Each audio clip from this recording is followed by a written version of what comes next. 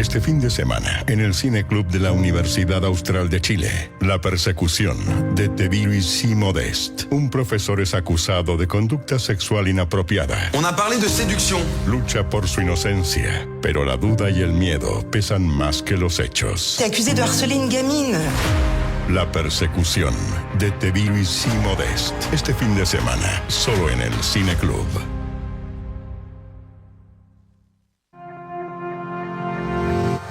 Universidad Austral de Chile.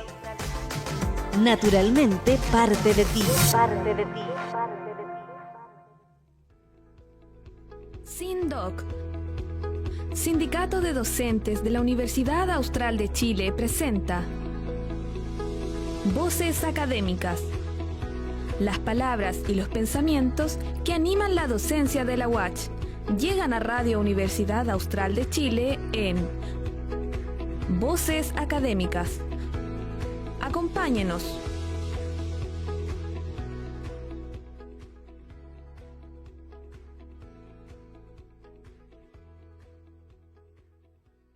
En una nueva jornada de Voces Académicas, un programa del Sindicato de Docentes de la Universidad Austral de Chile que se transmite por la 90.1 Radio UACH.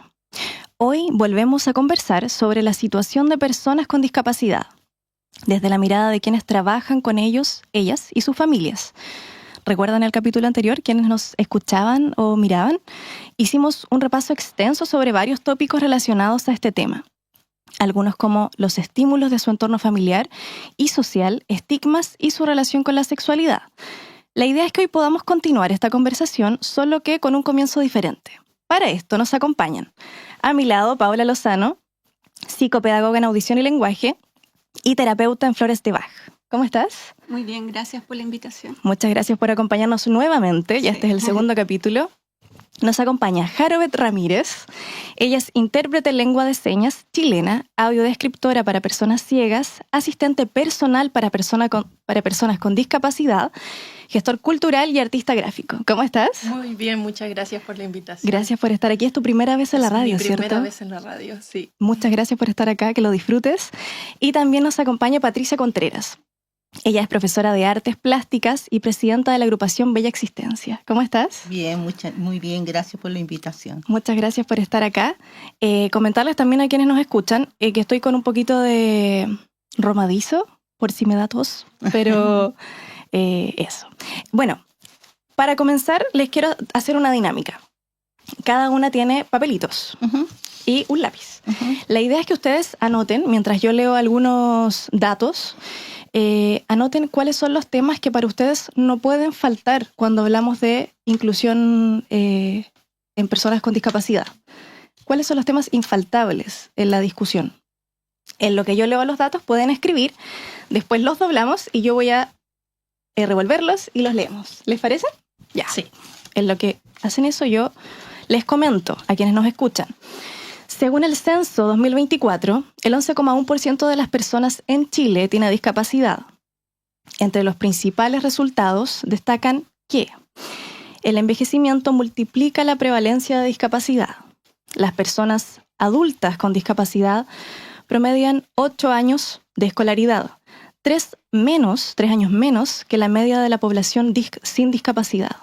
Ahora bien, ¿a qué nos referimos cuando hablamos de persona con discapacidad? Según la ley número 20.422, persona con discapacidad es aquella que teniendo, esto es bastante largo, que teniendo una o más deficiencias físicas, mentales, sea por causa psíquica o intelectual o sensorial, de carácter temporal o permanente, al interactuar con diversas barreras presentes en el entorno, ve impedida o restringida su participación plena y efectiva en la sociedad, en igualdad de condiciones con los demás.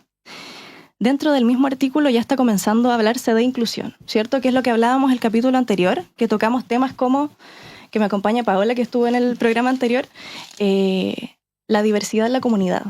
Qué importante es tener esa diversidad cuando hacemos comunidad. Y este capítulo se llama así, Habitar la comunidad. ¿Cómo vamos con los temas? Bien. ¿Sí? Ya, los podemos doblar. Quienes ya estén listas.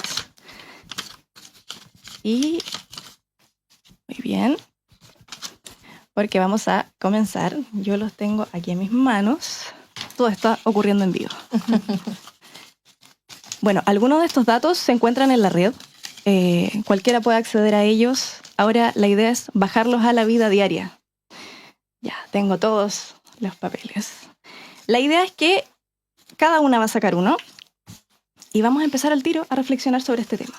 Quien abra el papel y lo lea, comienza diciendo qué le parece el tema que sacó. Partimos con Patricia. El que quieras. Eso. Ya. ¿Qué dice? ¿Cómo personas con discapacidad se unen a la comunidad deportiva? ¿Qué piensa respecto a ese tema? Bueno, personalmente he visto ahora en el Bella Existencia, en la organización que nosotros estamos, que hay varias actividades, pero dentro de las organizaciones, con las actividades deportivas, los jóvenes no participan. Entonces ahora una hermana llevó a su hermano en unos talleres que está dando la municipalidad, que son de básquetbol, de voleibol, en la organización que está en la Corby, no sé cómo se llama. Y le decían que podía estar solamente poco tiempo, porque se podía resfriar, porque una sobreprotección excesiva.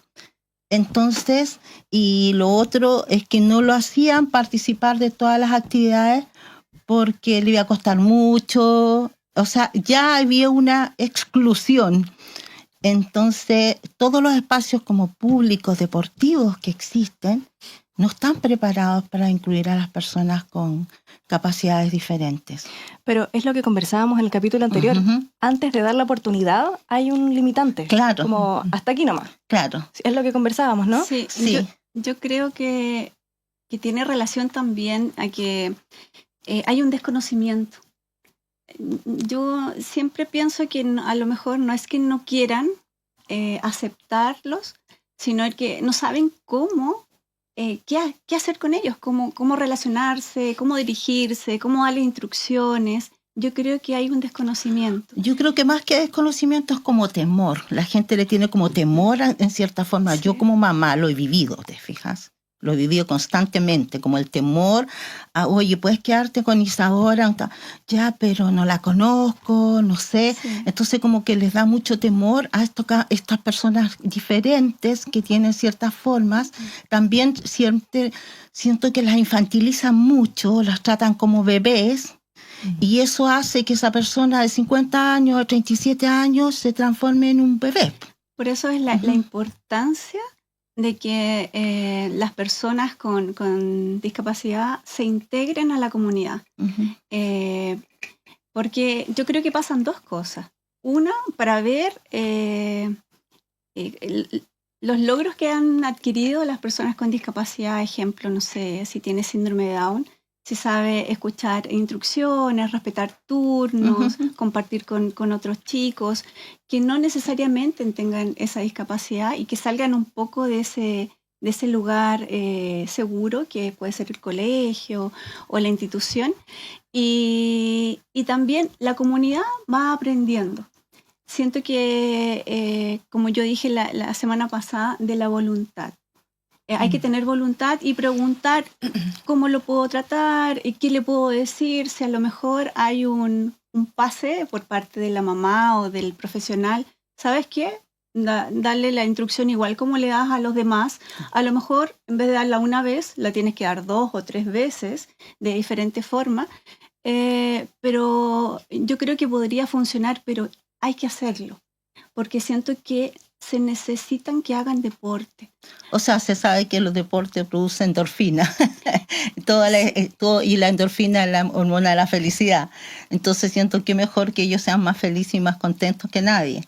O sea, pero siento que una de las grandes debilidades de las personas en general, como yo como educadora Montessori, soy educadora Montessori, lo he vivido, porque Montessori siempre se hizo inclusión, ¿te fijas? Siempre ha habido, María Montessori plantea en 1800, 89, que parte de su educación, ella plantea que la sociedad tiene un 10% de discapacidad. Por lo tanto, plantea que en las agrupaciones, en los cursos, que en ese tiempo no existían, debiera haber una persona con capacidades diferentes para que el mundo tuviera una relación en general con todos, o sea, para que la gente viera lo diferente y todos se conocieran de forma diferente, siendo ser único, siendo cada uno un ser único. Lo planteamos así en la educación. Yo creo que en estos momentos la sociedad en general no ve ese 10%, no lo percibe, o si lo ve, le teme, porque es algo que no conoce y no sabe cómo manejar.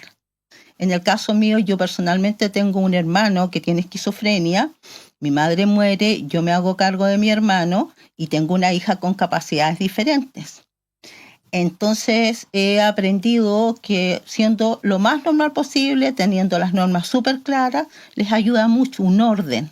El orden a ellos les ayuda mucho, siendo un lenguaje apropiado, claro, con respeto, está mucho más fácil. Entonces la gente le teme a hablarles, le teme, yo me da risa, pues, y vivía en Santiago, hace 5 años me vine, y me venía, venía en la micro y de repente mi hija me hablaba, ella tiene 37 años, pero tiene la mente...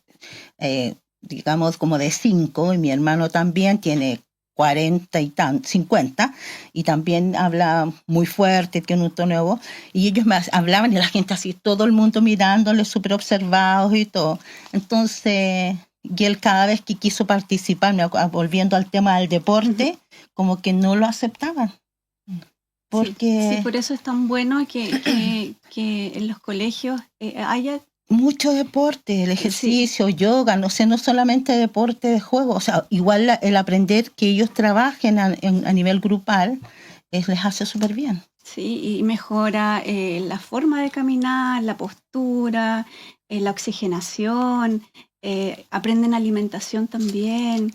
Nosotros ahora en Bella Existencia tenemos un patio muy bonito y pusimos un arco de básquetbol y ellos felices juegan, gané, el orgullo de lo logré, le da la autoestima y buscar y juegos diferentes, o sea. ¿Y qué crees tú que falta para acercarse a la comunidad? O sea, para que eso sea efectivo, porque a lo mejor pueden en los lugares protegidos jugar, tener deporte, pero en los lugares, no sé, como en las municipales de básquetbol, natación, ¿qué crees tú que falta o qué se podría hacer para que esto sea realmente efectivo? O sea, yo espero, o sea, siempre he esperado que se abran más y que la gente, como tú decías, la voluntad es importante. Y conocer más a la gente y ver que no tienen nada y que pueden lograr cosas muy importantes. Además, personalmente como mamá, yo siento que mi hija vino a este mundo a enseñarme a ver el mundo con otro prisma, porque gracias a ello ha tenido que vivir experiencias, mirar de otra forma, porque el mundo no está hecho para entenderlos. No, ellos tienen una pureza increíble, son puros, son seres súper puros, no tienen ese concepto de maldad, no tienen varios conceptos que nosotros tenemos integrados, vamos aprendiendo en el juego de la vida, en ese sentido, y ha sido como marcarme la vida de otra forma, ver de otra forma. Y y me ha tocado por eso abrir espacios en muchos momentos. Yo como educadora Montessori me fui a formar a Puerto Montt, un colegio, y para mi hija no había ningún espacio, tenía 7 años. Entonces ella quedó en el colegio que formamos, pero tampoco había un espacio en ningún colegio más de inclusión. Entonces el hecho de formar este colegio me hizo abrirle un espacio a otros niños que no tenían espacio en Puerto Montt, fija. Y ahora ese colegio, eso fue en el 2000, ahora tiene 25 años, uno de los pocos colegios que hace inclusión en Puerto Montt, y eso ha sido súper bueno. Y en otras ocasiones me ha pasado exactamente lo mismo. Sí. Bueno, yo puse esa pregunta porque para mí es un pilar importante. O sea, no solo la parte como cognitiva, claro, de sala de clase, salud, el cuerpo, sino que también la parte deportiva, la parte de nutrición, que ellos aprendan y también se integren a la comunidad en relación a esos pilares importantes. O sea, por eso planteé, pero sí siento que falta. Y por eso te hice la pregunta de qué cosas podríamos hacer y cómo podríamos ayudar para que esto se diera más fácilmente. Y yendo más a profundidad, el trabajo que ustedes conversan habitualmente parte de la mujer, el cuestionarse qué puedo hacer o cómo crear estos espacios, generalizando, pero habitualmente es la mujer, ¿no? Jarabe, ¿tú qué piensas al respecto? Yo hace rato quería ahí interrumpir un poquito, pero estaba muy interesante lo que estaban compartiendo también, y creo que dentro de la responsabilidad que nosotros tenemos a la hora de acercar las comunidades de personas en situación de discapacidad hacia el deporte, no sé, por ejemplo, también creo que hay algo importante dentro de la sociedad, que es el Estado, que también debería hacerse cargo de generar más estrategias quizás educativas en torno a la discapacidad propiamente tal, más allá de tipos de discapacidades, sino como la gran amplia gama de discapacidades que existe también, y que cada ser tienes diferentes formas de funcionar también en este sistema. Entonces creo que, no sé, yo soy deportista, igual basquetbolista desde niña, y nunca vi a una persona con discapacidad en mi círculo básquetbol, porque también, como bien decía Patti, son personas que... Y tú también, a tener este desconocimiento con estas personas, evidentemente va a existir el miedo, porque no se nos ha enseñado, no se nos ha educado desde las primeras infancias a trabajar o a tener a un compañero sordo, una amiga ciega o una amiga con síndrome de Down o etcétera. Entonces creo que lo que planteaba Patti delante es generar espacios, empezar a generar espacios entre afinidades para poder acercarnos a estas comunidades, y que estas comunidades también se sientan que van a participar de otra comunidad que no es precisamente la de ellas, en las que habitan cotidianamente. Eso podría agregar. Muchas gracias. Y es tu turno. Adelante.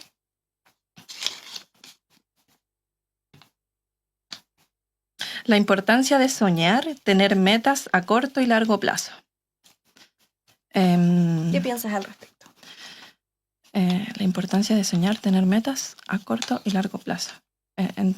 Creo que es un poco complejo. Si bien yo no soy una persona con discapacidad, sí tengo muchas amistades con discapacidad. Creo que el rol que nosotros tenemos que cumplir, más allá de un rol asistencialista, es acompañar también en este proceso de descubrimiento para muchas personas también, a enfrentarse a una sociedad que no está preparada para recibirles también. Entonces creo que es súper importante soñar, tener ideas que se puedan llevar a cabo a corto plazo, y ver cómo funciona también esto a largo plazo, porque muchas no se ven a largo plazo también, por esto mismo de la discriminación que se habita diariamente al habitar alguna discapacidad. Entonces eso.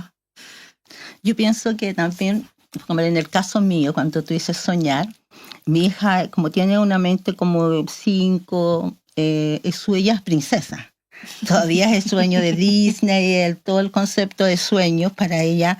Entonces ahora hay una película que ella se siente identificada, que es una que se llama Moana, que a ella le gusta mucho, y quiere ir a Hawái. Entonces ahora nos invita a todos a Hawái. Vamos a Hawái, ¿quieres ir conmigo a Hawái? ¿Tienes maleta para ir a Hawái? O sea, la maleta y el traje de baño es lo único que importa para ir a Hawái. No importa tener dinero, no importa pagar el pasaje, porque no tienen el concepto de pasaje ni de dinero. Te fijas, son sueños, ella en este caso infantiles.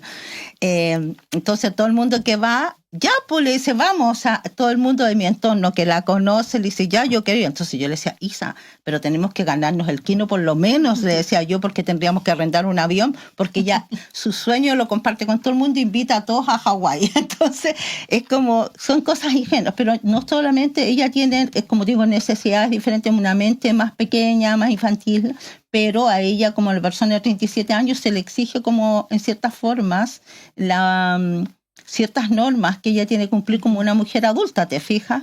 No se trata de ese infantilismo, tiene sueños, que son sueños como todo un mundo. Que me encantaría ganar el kino, dice uno para tener sueños. Y eso, ella dice, y le reza a su papá, le dice, papá, ayúdame para que me gane el kino. Entonces, muy gracioso eso. Y hay otros sueños, claro, con personas que quieren mayor inclusión. Como dice, pongámosle, ella logró trabajar. Ese es un sueño que muchas personas con capacidades diferentes quieren trabajar y quieren ser autónomas.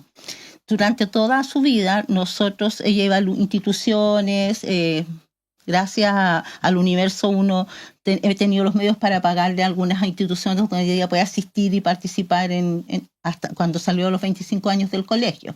Porque tú sabes que a los 25 años del colegio no hay inclusión, no hay después un espacio gratis en el Estado para personas con necesidades diferentes. Entonces, las que no tienen dinero como para pagar un terapeuta o que vaya a un taller o algo así, los jóvenes se tienen que quedar en su casa muchas veces. Uh-huh. Entonces, esas políticas del Estado son complicadas. Digo que una de las cosas que yo creo que el sueño sería cambiar, que hubieran más espacios abiertos para ellos, seguir en eso. Entonces, siento que se me fue la idea.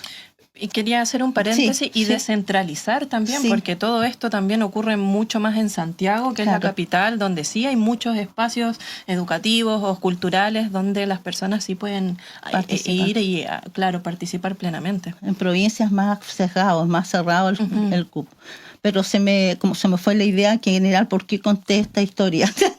Pero me imagino que igual es un privilegio poder acceder a ciertos espacios. Lógico que es. En cambio, nosotros ahora estamos en este espacio que creamos que Bella Existencia, que existía, que en cierta forma era un privilegio porque era que se había que pagar y que había que pagar, tenía una forma, pero ahora estamos buscando a usuarios nuevos para que puedan venir a este espacio y hay un costo ínfimo que pueden pagar, es pagable absolutamente y grandes esfuerzos económicos no tiene que hacer la familia. Así que aprovecho a hacer esta invitación a toda la comunidad valdiviana para que se acerquen a nuestro espacio, porque vamos a tener una actividad el 3 de junio, del 3 de julio, donde nos abrimos la comunidad para que nos conozcan, desde las 11 a las 13 horas. Para que nos conozcan y sientan espacios. Era por lo del trabajo, la dignidad del trabajo. Cuando mi hija entra a esta comunidad, le digo, ella va a trabajar. Nosotros hacemos bolsas de papeles. Entonces le dije, Isadora, vas a aprender a trabajar, a hacer bolsas de papeles, talleres, todas, pero no trabajaba en el fondo. Trabajaba haciendo alfajores, pero no era un trabajo remunerado. Y le dije, por trabajar te hay una remuneración. ¿Me van a pagar dinero? Sí. ¿Mucho? No sé, le dije yo para ella. Entonces, desde ahí, para ella, el orgullo de que ella trabaja un sueño, trabaja y recibe su propio dinero. Yo no se lo doy, se lo gana. Y eso hace una diferencia impresionante. Entonces siento que uno de los sueños es que las personas con capacidades, cualquier persona, tenga derecho a trabajo, a un trabajo digno, que pueda recibir una remuneración, que se sienta que está participando de esta sociedad, que todos trabajamos para vivir mejor, ¿no es cierto? Y este trabajo no está para la gente con capacidades, es muy difícil. O sea, la inclusión laboral es todo un tema. Sí, súper importante. Con relación a esa reflexión de los sueños, porque cuando nace su hijo, el bebé,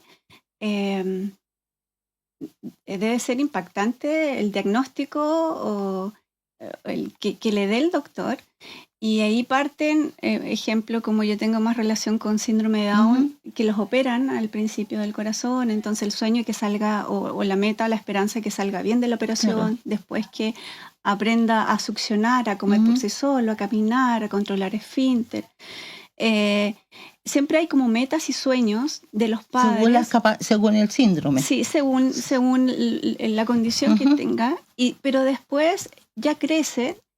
Y la idea es que esos sueños y esas metas se vayan hablando también con el joven dentro de lo que se pueda, como tú lo hiciste con tu hija, del trabajar. Claro. Y porque ese es un motor. Claro. Yo me he dado cuenta en el trabajo que he tenido que hacer soñar a los chicos, ahora ya los que yo atiendo tienen aproximadamente entre 23 a 35 años, el hacerlos soñar y el poner sus sueños y el hablar de eso, como que les da un motor de seguir avanzando y aprendiendo cosas nuevas, tanto a él o a ella como a su familia. Por eso es tan importante ese motor, porque si no, se van a quedar a los 25 años, como tú dijiste, en su casa sentados viendo la televisión. Frente al televisor. Por eso para mí el deporte, si ya tienen el deporte, aunque se queden, o sea, terminen a los 25 años, va a tener tan arraigado el deporte que va a querer ir y participar y socializar y usar todo lo que aprendió en la institución en la comunidad. Lo mismo con los sueños. Entonces, porque si no, se van apagando. Entonces, por eso para mí era tan importante el hecho de soñar, y las metas primero parten por los padres o la familia y después compartiéndolos con ellos. O sea, yo creo que la experiencia a mí como mamá, para mí fue súper emocionante ver a la Isadora ganar su propio dinero y que ella se sintiera súper orgullosa, ¿te fijas? Sí. Y tengo una hija que es una hermana de ella, que ella siempre ha trabajado, es muy movida, va para allá, viaja por todo el mundo y toda la cosa. Y para la Isadora es su orgullo su hermana. Entonces cuando ella dice, yo trabajo igual que mi hermana, para ella es un gran trabajo. Y le dice a la gente lo que hace y que hacen bolsas de papel. Y ahora, ¿cómo se llama? La gente que está trabajando, los jóvenes que trabajan allá también se sienten muy orgullosos y esperan su sueldo. Y mi hija me dice, yo te invito a comer sushi, yo pago. Entonces, esas mínimas cosas, digo yo, son súper importantes, que le da una seguridad, una autonomía en ella. Y mantiene encendida esa llamita de querer seguir aprendiendo y avanzando. Y no quedarse ahí. Y no es una niñita, ya es una mujer que trabaja. ¿Te fijas? Sí. Eso es diferente. Sí, empoderada. Sí. Y es lo que hablabas tú, Paola, como cómo se percibe cada uno, ¿no? Siendo todavía un niño o ya siendo un adulto. Claro. Sí. Por eso es importante el primero, los padres se hacen cargo, pero después, como hablábamos la semana pasada, soltar. Sí, la inclusión en la familia, que para mí es muy importante, hacerlos partícipes de su vida también, de sus sueños, qué es lo que quieres, qué es lo que te gusta, no elegir su comida ya cuando sean grandes, sírvele esto, sino hay que preguntarle, es como incluirlos en su vida. O sea, yo creo, pongámosle, muchas veces a uno cuando es niño lo obligan a comer ciertas comidas. Entonces, cuando de repente dice, ya, yo voy a hacer pastel de choclo, que es algo que a todo el mundo le gusta, a la Isadora no le gusta. Entonces yo le digo, Isadora, ¿qué quieres comer? Porque como a mi marido de repente no le gusta el cochayuyo, yo le hago otra comida porque no le gusta el cochayuyo. Y ella tiene el mismo derecho. Tiene 37 años y tiene la capacidad de decir, no me gusta el pastel de choclo. O sea, son cosas como entender que ellos son adultos que pueden elegir y dividir. Ahora, la otra es que tú ya aceptes que sea un niño súper mañoso, que no quiere esto, que no quiere este otro, es diferente. O sea, tratar de, como todas las personas, hay ciertas cosas mínimas que a uno no le gusta en la comida. Y uno puede decir, no me gusta, quiero otra cosa, o voy a prepararme algo así. Pensando en un restaurante, cuando yo hacía salidas con los jóvenes, íbamos a un café y el garzón me preguntaba a mí. Entonces yo le decía, yo no sé lo que va a querer él o ella, pregúntale a ella. Y ahí le preguntaba. Entonces hacerlo también como en forma muy cordial y enseñándole un poco, participe en estas decisiones, porque generalmente se dirigen al papá, al adulto o con el familiar, y no se dirigen a la persona con discapacidad. Ahora que dices eso, me llama, ¿sabes qué pensaba? Me tocó ir a Argentina a dictar un taller de Montessori en Catamarca. Y me impresionaba la personalidad de los niños argentinos. Eran impresionantes en relación a nuestra cultura chilena. Seguros, ¿no? Muy seguros, muy abiertos, con un diálogo, una personalidad. Era muy raro ver un niño así como tímido. Así. Todo era con una personalidad. Y como que uno dice, ¿por qué? ¿Por qué son así? Y empecé a mirar, y también había niños con capacidades diferentes, con mayor razón yo observaba. Y me di cuenta, que lo primero que hacen, cuando le fuimos a un restaurante a comer un montón de gente del colegio y todo, y todos los las personas que preguntaban, los mozos, no, ¿cómo se dice? Los garzones le preguntaban al niño primero, ¿qué quieres comer? ¿Qué va a comer el niño? O sea, le dan una opción a él primero. De pensar, responder. Claro, y no le preguntaban al papá. Y pongámosle lo primero, y en todas las partes me llamaba la atención, pongámosle nosotros como niños, yo personalmente como niño, era la mesa el pellejo, era la mesa del niño el pellejo. La mesa aparte. Claro, así, imagínate estos niños con capacidades diferentes, que más encima son raros, nosotros en cierta forma igual los ocultamos, los ponemos de lado, no le damos la opción. Ah, no, que esto te hace mal, que esto. No le das la opción de elegir. De pensar. Sí. A mí como educadora Montessori, una de las cosas que más me llamó la atención fue que uno tenía que darle opciones a los niños desde muy pequeños. No imponerle. Y la educación impone. Vamos a estudiar arte. Vamos a hacer historia. Vamos a hacer esto. Cambiando en la educación Montessori, ¿tú qué haces? Es un abanico. Tú le das a la posibilidad. ¿Qué quieres trabajar hoy día? Ya, yo voy a trabajar en arte, voy a trabajar en lenguaje. Perfecto.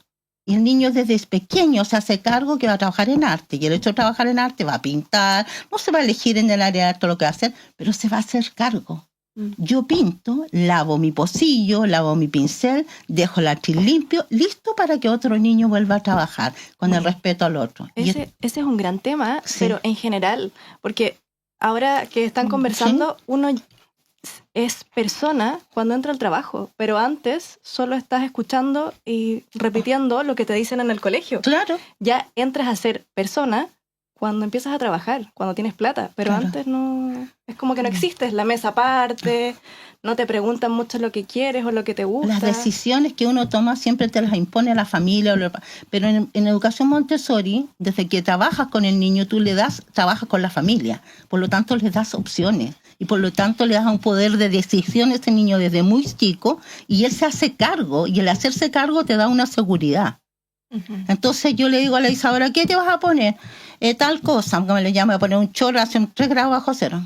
O sea, Isadora, ¿tú crees que está para ponerse chor ahora? Te ves regia con chor, pero ponte otra cosa. Ponte algo más grueso que te caliente más. Y todo. Y ella elige su ropa, busca lo que él combina.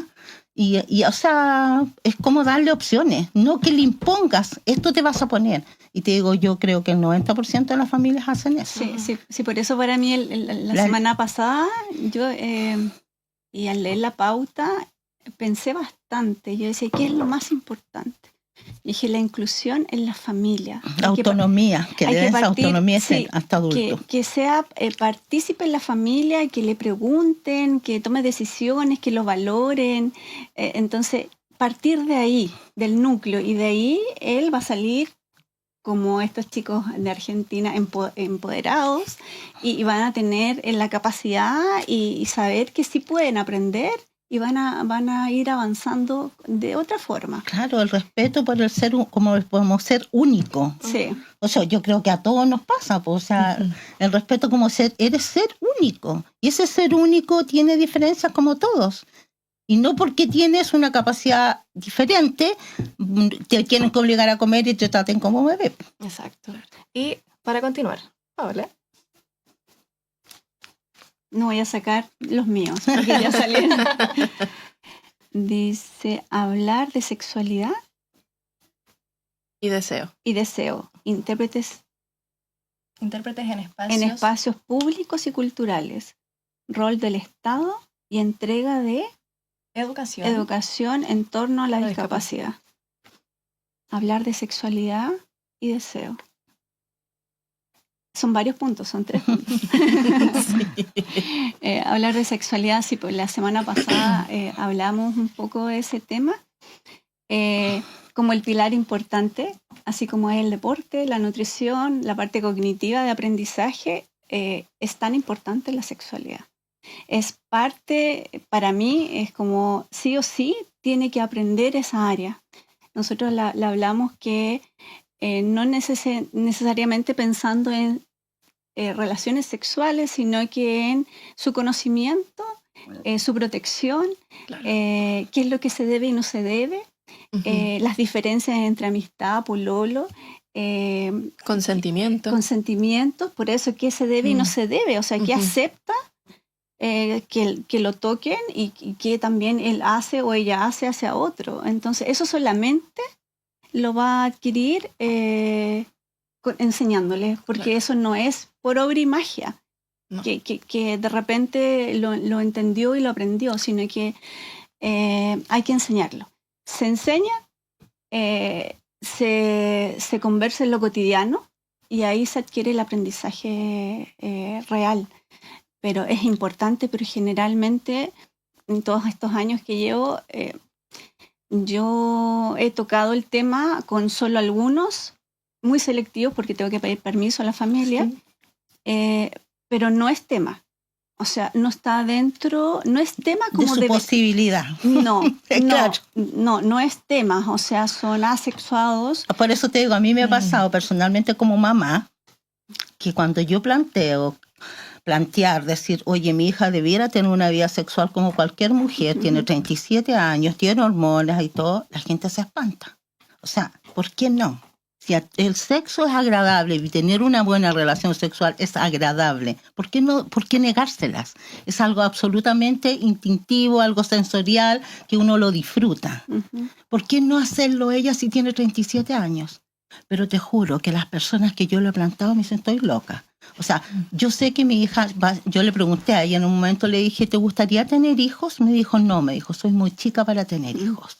Entonces le dije, entonces no vas a tener hijos, no. ¿Te gusta un chico? Le gustaba un chico y todo. Se daban unos besos, unos abrazos y todo.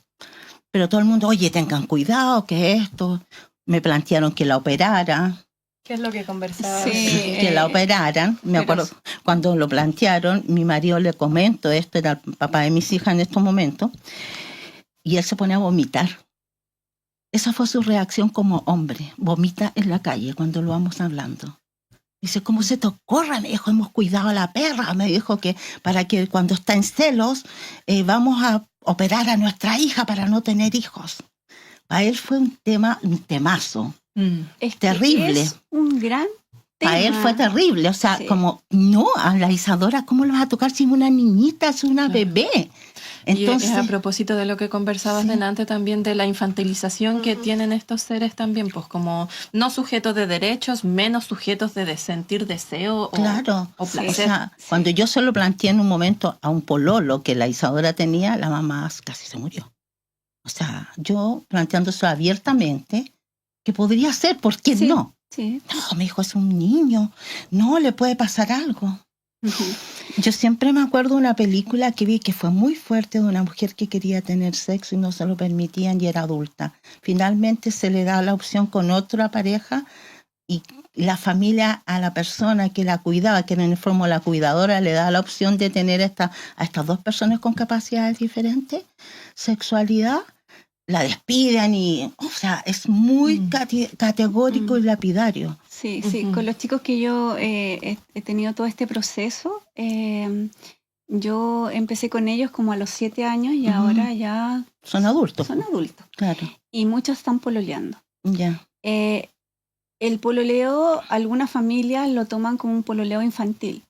Ojalá solo se ven en situaciones de taller de, llegan ese día y se ven y nada más y evitan Intimidad. intimidad, que vayan a fiestas juntos, que no sé, salgan de vacaciones o que vaya a la casa Ujú. o que vaya...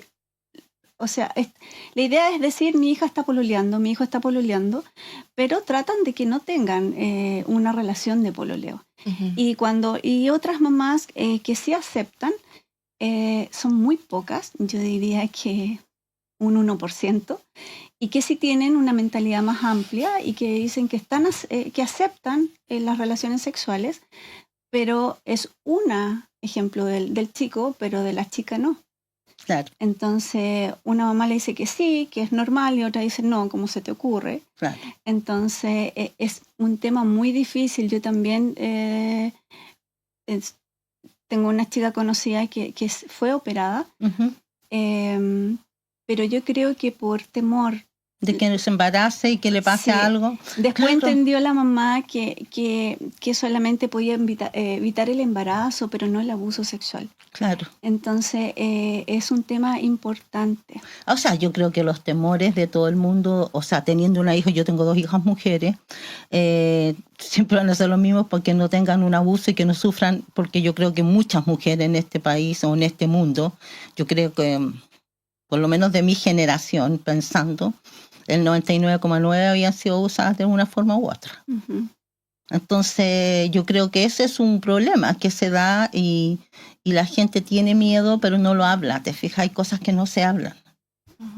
Sí. Yo siento que la comunicación en ese aspecto a los hijos, yo con mi hija trato de hacer que ella respete su cuerpo, también respete el cuerpo de los otros, porque es importante no ser invasiva, no ser que ella respete su cuerpo, respete a los demás, pero también ella tiene, yo soy muy de piel en general como ser humano, como persona, y mi hija también es súper afectiva, de abrazo y todo, y yo veo la gente cuando ella abraza se quedan así, pero si yo abrazo no se ponen así.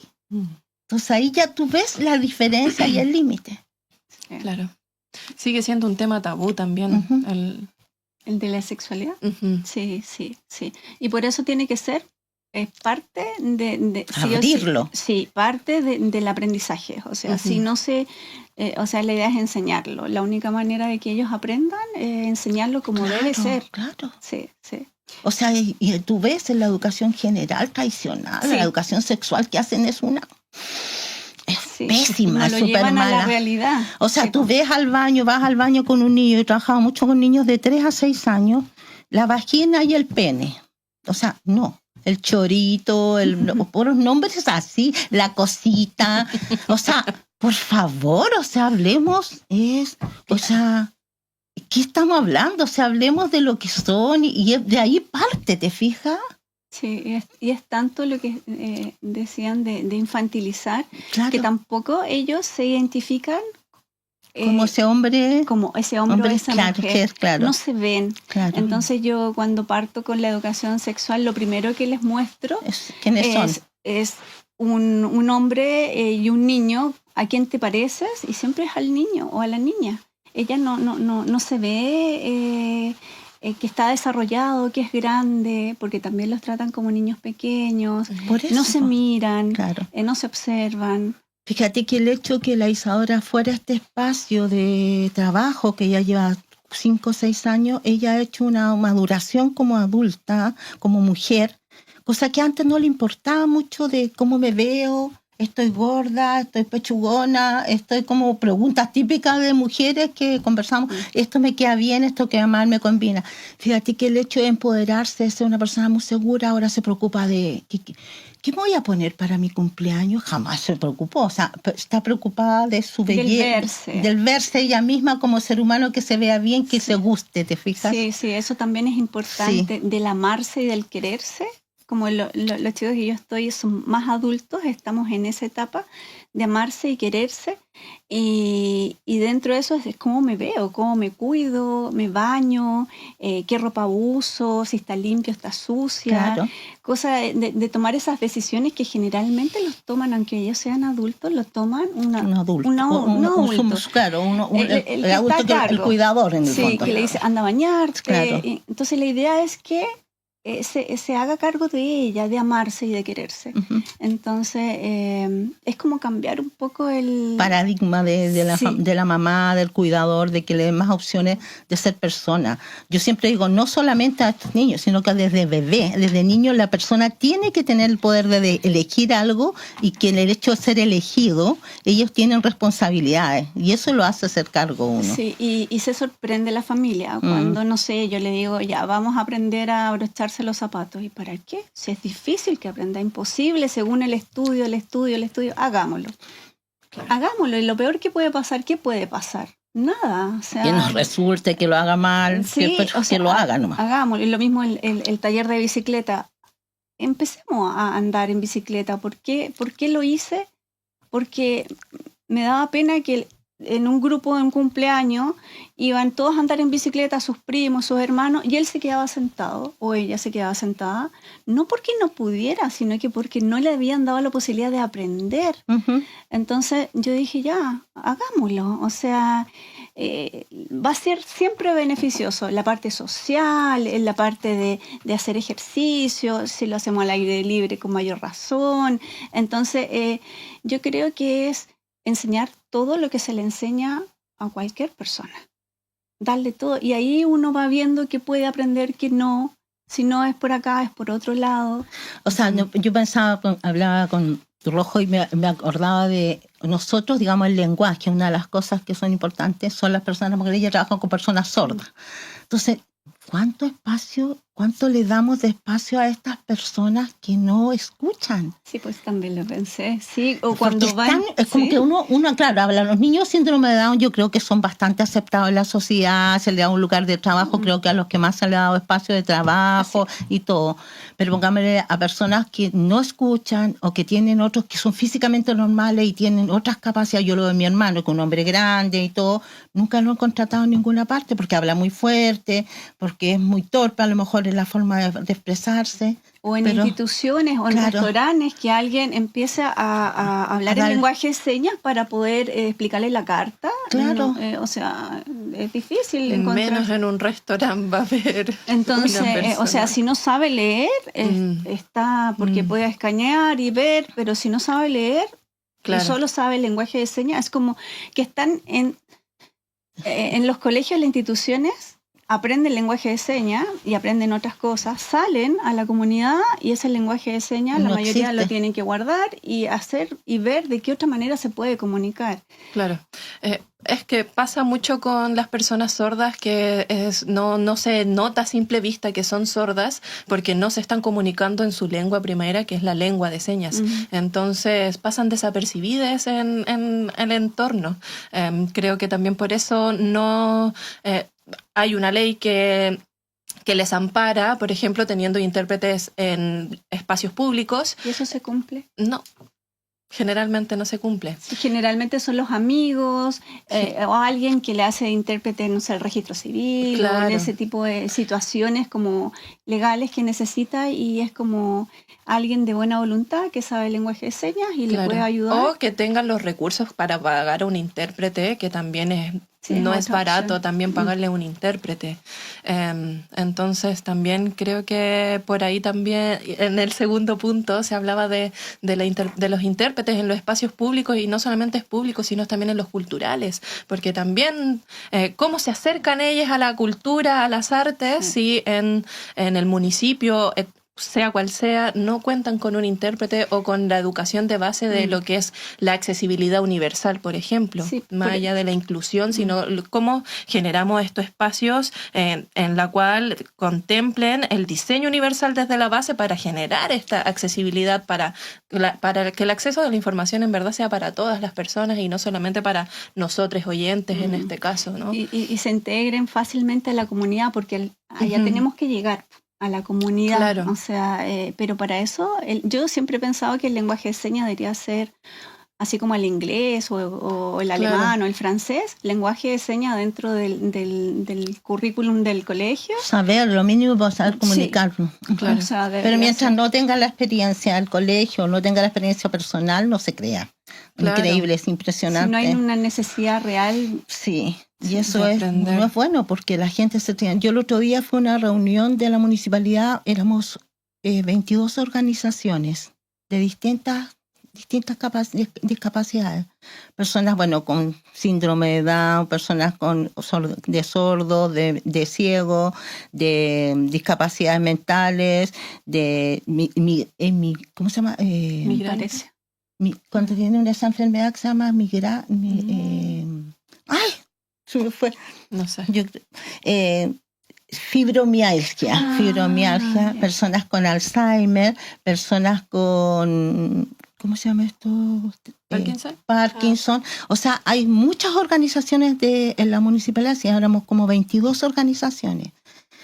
Pero me llamó la atención, sí, que estaba un chico haciendo lenguaje de señas, cosa que me pareció súper bien. y otra niña que hablaba, iba como hablando y se preocuparon de que las personas que no veían, escucharan bien y todo.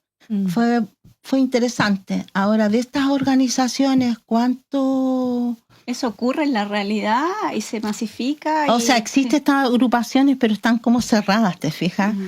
Yo hice un taller, invité a un taller al Bella Existencia, lo preparé, dijeron que iban a venir, y cuando llegó el momento del taller no llegó nadie. Y era un taller gratis, de arte, desarrollar.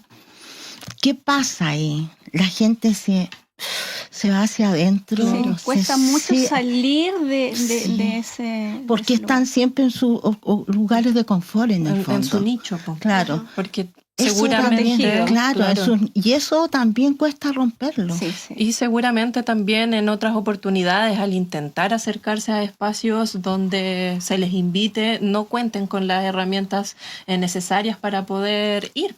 Claro. Entonces también a veces ante eso de saber si va a haber intérprete o no saber si va a haber intérprete, prefieren no ir. Claro. O va a haber una persona que me ayude en la audiodescripción o no van. Claro. Entonces también es cómo se asegura el derecho al acceso de la información para todas las personas. Es complejo. Sí, porque hay una ley, como tú dijiste, pero ¿qué pasa si la ley está? ¿Se cumple o no se cumple? No, para nada. Esa es otra cosa. No se cumple. Si tú vas a los espacios públicos, jamás va a ir un intérprete. Nadie no tiene ya, o debiera haber un personaje que esté ahí, que que tenga que tener ese lenguaje. Es que, por ejemplo, desde afuera, cuando uno busca información, hay muchas cifras, hay enunciados, acepciones de cómo hay que tratar a las personas. Pero luego se pierde. Es como la guía para que aprendas un poco lo básico, pero luego no hay nada más. Claro, es como cumplir con la cuota. Sí. Como... O sea, está la ley, Claro. listo. Pero es como la inclusión laboral que hay un 1% en una empresa tiene que tener gente con inclusión laboral. ¿Y qué se hace? No se incluye a la persona laboralmente, sino que se le da a una institución que aparece el número que ya yo tengo Juanito Pérez, Pedrito González.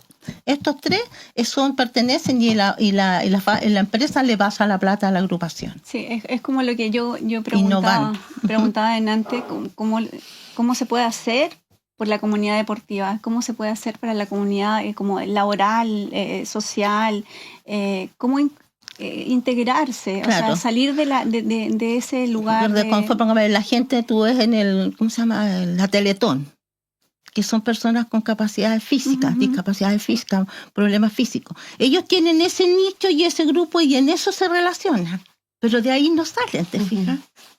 Entonces, es esa persona que, claro, se va deportivamente, que se da mucho ahí en este caso, ¿te fijas?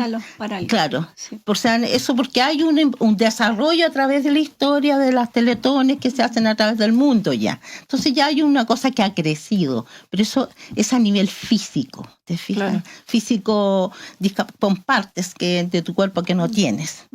Pero las personas yo lo veo que las personas lo más difícil que he visto, me tocó tocar muchas puertas en la parte de educación, para colegios, póngale, para mi hija en un momento, como en el espacio de, no, sabes que no hay cupos, no hay. Hubo una vez que iba mi hija a un colegio que la aceptaron, que era muy caro, me acuerdo, en Santiago, y fue, pero ella no quería ir, y lloraba, no quería ir. Yo decía, ¿pero por qué? Logro, ¿cómo se llama? Finalmente después como mamá, sin tocando puertas, voy a ir a observar el colegio, necesito ver qué pasa en este colegio. ¿Por qué mi hija no quiere ir? Entonces, no, que a lo mejor, no, que Isadora es muy sensible, No, me hacía mucho ruido como mamá, que era por qué ella no quería ir a este espacio. Voy al espacio finalmente después de mucha dificultad para entro a este espacio y lo primero que veo, mi hija debajo del pupitre con los oídos tapados. Y la profesora hablaba así, con un sonido de voz chillón horroroso. Te juro que era chillona, así que yo me quedé, a mí me molestaba. Y ella tiene hipersensibilidad acústica y cutánea. Entonces para ella era una tortura ir a este colegio a escuchar a esta mujer que gritaba como loca, porque era un colegio tradicional. ¿Sabes qué? Salí llorando. Me acuerdo que salí llorando del colegio y me sentí tan mal como madre por no escucharla. ¿Por qué ella no quería ir? Tuve que ir yo personal. Ella no me sabía explicar, mamá, no me gusta el sonido de la voz de la profesora, porque no sabía cómo explicarlo, ¿te fijas? Entonces, yo digo que también uno como mamá tiene que buscar espacios de protección para los hijos. ¿Y por qué? Y como te digo, escuchar desde aquí, desde el corazón, y darle los espacios que sean... Sí, a veces la integración funciona en algunos colegios, siempre y cuando vaya con una tutora. Sí. Es como yo encuentro que eso ha sido como bien efectivo, pero de otra forma es muy difícil, aunque tengan, no sé, programas diferentes.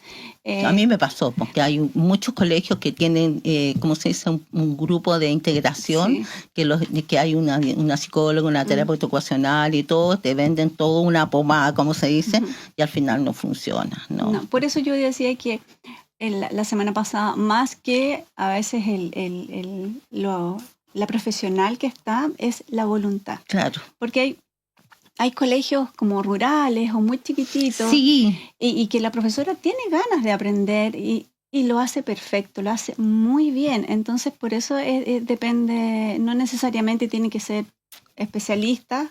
La voluntad también tiene que ir de la mano. A mí me pasó como guía Montessori, hice clase en el Instituto Carlos Casanueva en Santiago a guías Montessori, preparando guías. Por lo tanto, me tocaba supervisar muchos espacios. Y eso, como tú dices, la voluntad era la base. Si no había voluntad, la educación preescolar, por lo menos que me tocó evaluar, está muy de capa caída. Yo sé, si no hay voluntad para mejorar esta educación difícil, es que la educación, porque es la base. Sí. La preescolar es la base para preparar al niño para ir a un colegio, y era muy mala. Digo que yo de 50 colegios que supervisé la última vez que viví en Santiago, eran muy pocos. No era Montessori algunos, y algunos incluso Montessori, la gente, como que las guías no tenían la voluntad de mejorar ciertas cosas. Y la base de la educación, yo creo que una de las cosas, como en otros países, tiene que ver con la voluntad y cuando dice la persona está... ¿La pasión? La pasión de la profesión de ser... ¿Vocación? Vocación, esa es la palabra. La educadora de todo tipo tiene que tener vocación.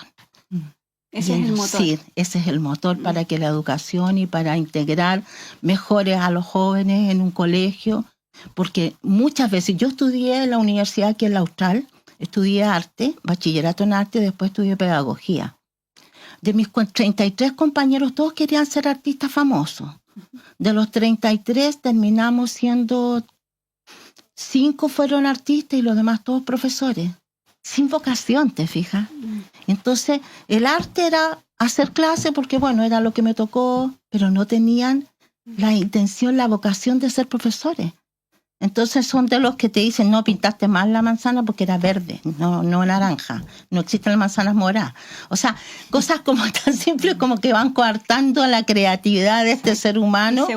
Inseguridad. Yo tengo mucha gente que me dice, no, yo soy pésimo para el dibujo. ¿Pero por qué tiene esa sensación?